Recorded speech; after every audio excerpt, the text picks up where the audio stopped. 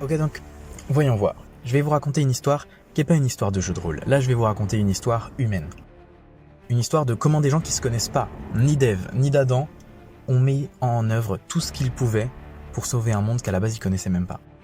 Je vais vous parler des avatars. Ok, donc voyons voir. On est sur Discord, ok, une plateforme qui est connue, qui a un petit peu explosé en 2016, qui a connu une deuxième explosion en 2020. Et Discord, c'est un endroit, pour faire très très simple, c'est un site qui permet de créer des lieux virtuels, des salons, des serveurs, on appelle ça. Mais voyez vraiment ça comme une espèce de grande colloque où les gens peuvent venir se balader. Et la personne qui crée ce salon, elle peut mettre les règles qu'elle veut. Et là, je vais vous parler d'un Discord bien particulier, celui des contes de Crit. Le Discord des contes de Crit, il est apparu en 2018.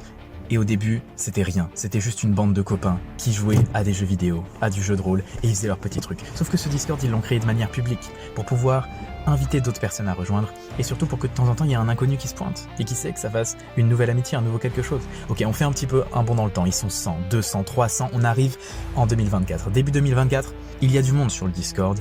Le projet, c'est devenu un truc un petit peu public. Ils ont essayé de bien écrire les règles de leur jeu de rôle. On fait majoritairement du jeu de rôle sur les contes de Crit, même si au final, il y a aussi des gens qui se retrouvent juste pour jouer, des gens qui se retrouvent juste parce qu'ils sont potes, il y en a qui se font des jeux à boire, il y en a qui ont trouvé l'amour, il y en a qui... Enfin bref. Tout le monde se fait un petit peu sa petite tambouille, il y a des petits projets à l'extérieur, le créateur il essaie d'être actif, et le créateur c'est moi, et je parle de moi à la troisième personne parce que je suis en train de raconter ma propre histoire parce que je suis déjanté, mais cette histoire elle est même pas centrée sur moi. Elle est centrée sur le fait qu'à un moment je me suis dit, et si on mettait le cran un peu au-dessus? On va jouer 2 fois par semaine. On va avoir des gens qui vont venir de partout de la francophonie. Des Belges, des Suisses, des Français, des Québécois.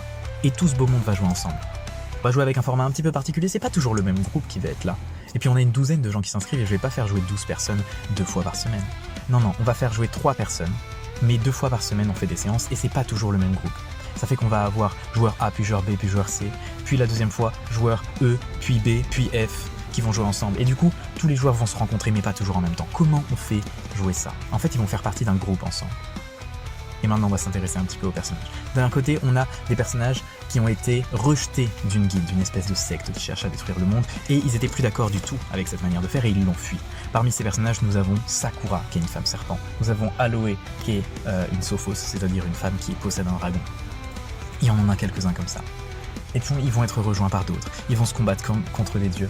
Et à un moment, il va se passer la grande guerre, c'est-à-dire que les invisibles, là où étaient Sakura, Aloe, vont s'opposer à la guilde des avatars, dans une guerre immense et colossale qui a été organisée par les dieux. Ok, là il faut que je vous présente un petit peu le stream. Dites-vous que en gros, ce qui se passe dans cet univers, c'est un stream, c'est-à-dire qu'il y a des gens, les dieux, pour qui c'est juste un gros live Twitch. Et pour qui ce qui se passe, c'est pas vraiment la réalité. Pour eux, c'est qu'une fiction, et pourtant c'est la réalité de nos personnages et de nos protagonistes ici. Et moi, je suis juste en train d'écrire une histoire de personnages et de jeux de rôle, mais dans la vraie vie, mes joueurs, ils sont devenus fracassés. Ils ont pris ça tellement au sérieux qu'ils ont commencé à s'appeler, à faire du roleplay, c'est-à-dire à s'écrire, pour parler un petit peu de stratégie, comment on va faire pour contrer tel truc, pour continuer d'avoir à bouffer, pour agir pendant la Grande Guerre, pour contrer cette faction. Chaque séance, c'est juste un gros film. Mais de gros film en gros film, on a monté une saga, et cette saga, elle a commencé autour de février 2024. Et elle est à peine achevée. Donc là, on va faire un petit passage sur les portes parce que ils sont un petit peu dans l'entre-monde, dans l'entre-cycle, et ça leur permet d'aller résoudre des problèmes, de récupérer tous les pouvoirs de la porte. Ils vont se faire de nouveaux amis sur la route, ils vont débloquer de nouveaux pouvoirs. Il y en a 2 qui vont débloquer une classe légendaire. C'est quelque chose qui a dû être créé rien que pour eux, tellement ils étaient devenus iconiques dans le jeu. Mais il y a un truc, c'est que le temps passe toujours. Et ils étaient dans l'entre-cycle et ils avaient multiplié le temps, comme en le fractionnant. Ils ont fractionné pour que 1 heure devienne des jours, puis pour qu'un jour puisse devenir une année, mais même en ralentissant le temps, leur ennemi est trop grand, il est trop fort pour eux. Et donc là, le père de la nuit, celui qui porte tant de noms, on l'appelle aussi l'ineffable, ou Crit, ou le néant. Et il se trouve qu'il a gagné. Parce que t'as beau multiplier le temps autant que tu veux, face à l'infini, tu peux rien. Donc là, le monde va recommencer. Et on pourrait croire que c'est ça la fin de notre histoire. C'est ça. Ça veut dire que les avatars ont perdu.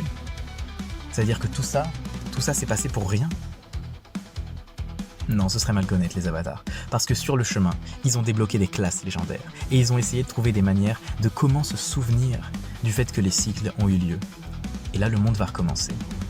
Et Crit pense avoir gagné. Mais au moment où le cycle renaîtra de ses cendres, au moment où tout va recommencer, où personne n'aura aucun souvenir, la confrérie des avatars sera encore là.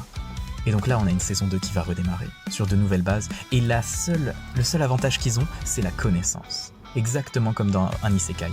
Tu vois ce personnage qui est super fort et qui vient dans un monde dont il sait tout et il redémarre de niveau 0 mais il connaît tellement par cœur les quêtes, la manière de monter de niveau qu'au final il va tout défoncer en sachant exactement ce qui va se passer et en devant maîtriser le taux d'information qu'il donne aux autres.